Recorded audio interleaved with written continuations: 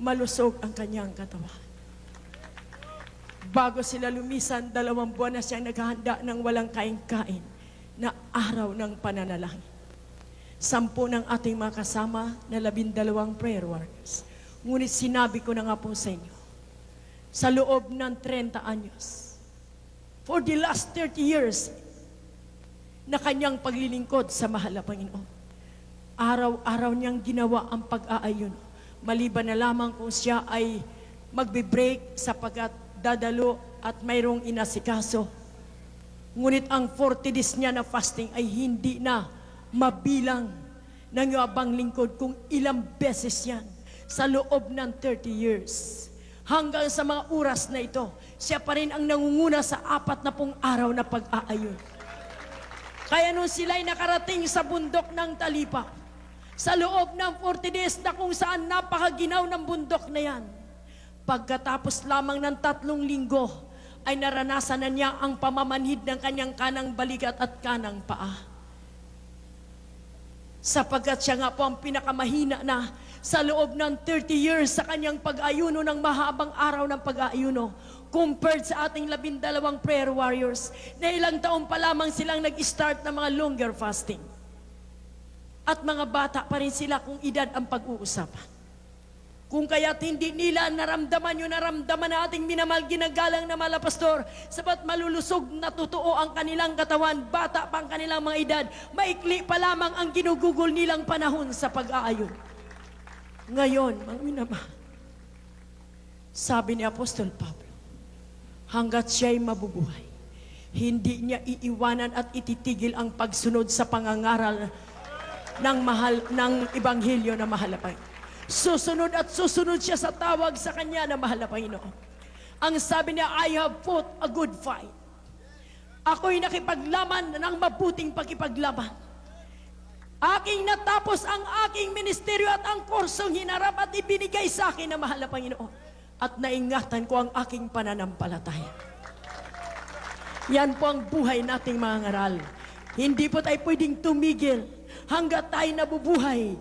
Gagawa tayo at susunod sa kalooban ng ating mahal na Panginoon. Masakit man para sa inyo abang lingkod, hindi ko sukat akalain na pagbaba ng ating minamahal kinagalang na mahal na pastor, mistula ng bangkay, half dead, at ang dati niyang katawan, 1/4 na lamang ang natitira sa dati niyang katawan. Ang kanyang binti at mga kamay ay umimpis po yan. At ika-4 na lang na bahagi ang natitira sa kanyang katawan, sa dati niyang katawan nung siya ay lumisa. Ganon ang pagtitiis ng tao ng ating mahal na Panginoon. Mula nung siya ay inilapag sa eroplano at hanggang sa inadala namin sa aming tahanan, nasa tabi ang inyo abang lingkod ng ating minamahal na pastor. Halos hindi namin tulugan ang ating minamahal na pastor. At nung mag-umpisa na ang military assault, ang sabi niya, bawat hulog ng bomba, tumatalsik sa kanila ang mga buhangin, ang mga lupa, at ang lahat ng 11 prayer warriors, sapat nakababa na nauna si Brother Danny Cuarteros. 11 na lang ang naiwan doon. Bawat hulog ng bomba, tumatalsik sa kanila ang mga lupa, buhangin, at kanya-kanyang cover ang 11 prayer warriors. Ngunit i-picture out ninyo ang kalagayan ng ating minamahal ginagalang na mahal na pastor. Hindi siya makatulong sa kanyang sarili. Kaliwang kamay lamang ang gumagana sa kanya. Punong-puno siya ng buhangin. Punong-puno siya ng lupa.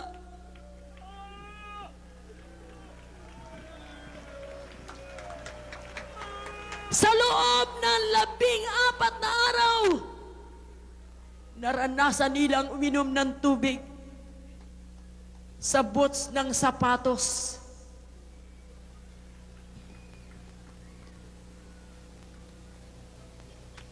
Makasahod lang sila ng ulan. Walang makitang tabo, walang makitang lalagyan. Kailangan kunin yung boots na sapatos at doon isahod ang ulan nang makainom sila. Tubig ay malagyan ng tubig. I-picture out ninyo kung paano ang karanasan ng ating minamahal at ginagalang na mahal na pastor. Nababasa at natutuyo ang kanyang suot, hindi man siya inubos sa loob ng 2 linggo.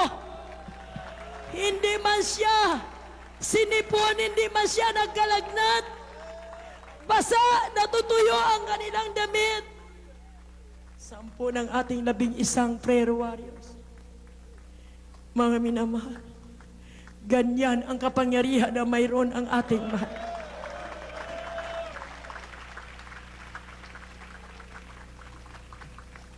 Hindi pa ninyo siya makakausap.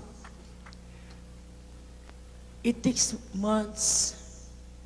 Pinakamadali na yung 1 buwan na makarecover siya. Walang kalaman-laman ang kanyang katawan. Hindi siya pwedeng pakainin ng mga solid pa ngayon. Talagang napakahina ng kanyang katawan physically. Sa loob ng 3 buwan, kung may makain man, 1 beses ka lang kakain.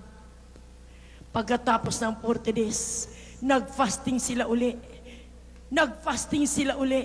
At ang buong akala nila sa loob ng 2 months and a half, after 2 months and a half, sa grabing gutom nila, ay makababa na sila. Ngunit mas lalo pa pong mabigat ang kanilang kinakaharap sapagkat naglunsad na po ng military assault. That time ay sobra na po ang kahinaan ng ating minamahal na pastor. Bago mag-assault, ay nag-critical siya ng linggo na yan. Sa loob ng ilang araw, nagsusuka, sinisinok, wala nang matitig na pagkain, wala nang ganang kumain. Nasa critical na ang kanyang kondisyon. Halos wala nang buhay. Nakaikot ang mga prayer warriors na ito. Nananalangin na dagdagan pa ang buhay ng ating minamahal na pastor. Purihin ka, mahal na Panginoon. Purihin ka.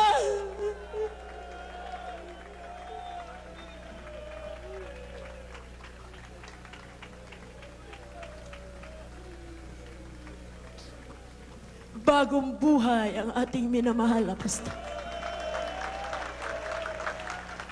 Ang inyong mga panalangin ay nakaabot sa ating mahal.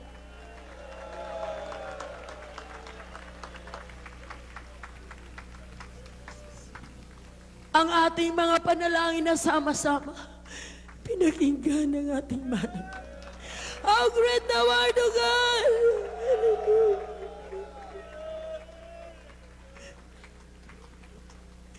Ang pagsunod sa mahal na Panginoon ay hindi puro rosas ang iyong lakar. Serving the Lord is a total sacrifice. Kung paano nagsakripisyo ang mahal na Panginoon. He laid down His life for us. Gayon din ang mga sumusunod sa Kanya.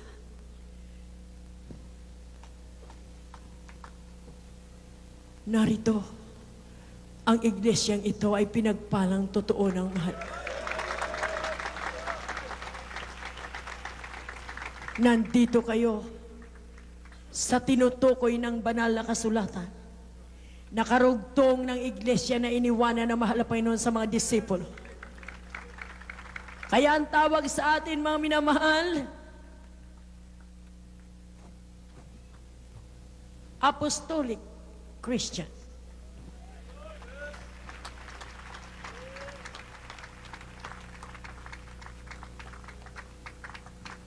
Pinagpatuloy natin ang itinuro na malapanon sa mga disipulo nung kanyang panahon. Ito'y tinatawag apostolic faith, apostolic doctrine. Everybody say amen. Kung anong pinangaral ni Apostol Pablo, ang sabi ng Galatia 1, 7:8 English kindly, ang sabi ng Biblia, kung may mangaral sa inyo na hindi katulad na ipinangaral namin sa inyo, itakwil ang ibanghilyo na yan. Itakwil ang mga ngaral na yan. Sabi ni Apostol Pablo, ako'y hindi lamang handang magapos, handa pa akong mamatay alang-alang sa ebanghelyo ng ating mga. The early church during the day of our dearest Jesus on earth, ayun po ang iglesia ngayon ay pinagpapatuloy natin. Purihin ang kanyang banal na pangalan.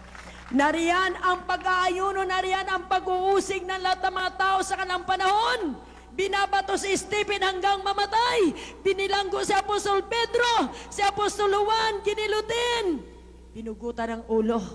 Si Apostol Pablo ay makailang beses pinasok sa bilangguan. At kung mayroon kayong makita ngayon na iglesia na kagaya ng karanasan ng iglesia ng Jesus Miracle Crusade Ministry, yun na nga ang iniwan na mahalapay nung kanyang panahon. Saan kayo makikita? The most persecuted church during our time is the Jesus Miracle Crusade Ministry. Why? Jesus Christ is in us. Nandito ang ating mahal na Panginoon. Dito nagaganap ang mga himala na naganap sa panahon nila Apostol Pedro, nila Apostol Juan, nila Apostol Pablo. Dito nagaganap ang mga pag-uusig na walang kahulilip. Amen! Ngunit ang mga nag-uusig ngayon ay makikita ninyo na sila man din ay nangusap na totoo ang kapangyarihan ng panala. Nakita nila sa 11 na ito na binubomba kasama ang wala ng halos buhay na minamahal na pastor natin sa loob ng 14 na araw. Walang kain, walang tulog, walang halos inom ng tubig. Ni isa walang nasugatan. Walang natamaan ng ligaw na bala. Walang natamaan ng bomba. Kahit na anong takbo mo, airstrike po, sa taas ang bomba. Kahit anong pagligtas mo sa sarili mo, sa 12 sila na tumatakbo, sa napakaraming mga Muslim brothers natin na kasama nila. Iniligtas sila ng ating mahal na Panginoon. Kompleto ang bilang nila nung sila'y bumaba, purihin ang kanyang banal na pangalan. Napakaraming pagkakataon na nakausap ang iyong paglingkod ng mga beloved reporters natin sa pangunan ni beloved Counselor Julad Santos. Narito sa aking kaliwang, aking minamahal na kapatid, na isa ito sa mga nangusap. Nagtatanong sa akin. Marami siyang mga kasamahan na nagsasabi, ano ang inyong paniniwala? Wala po ba talagang mangyari sa kanila? Makakabalik ba sila ng gayon ding kanilang pagbalik buhay? Aming talagang tahasang sinasagot ang ating beloved reporters sa pangunan ng ating beloved Counselor Julad Santos. 100% makakabalik ang aming group. Yan ang pananampalataya, because what is faith, Brother Rap? Ano ang ibig sabihin ng pananampalataya? Hebrews 11:1. From the book of Hebrews, chapter 11, verse 1. Now faith is the substance of things hoped for, the evidence of things not seen. Ano ang pananampalataya? Hindi mo pa nakikita, inaasahan mo na. Hindi mo pa hinahawakan, nagpapasalamat ka na. Hindi mo pa natanggap, sinasabi mo na, thank you, Lord. Yan ang pananampalataya.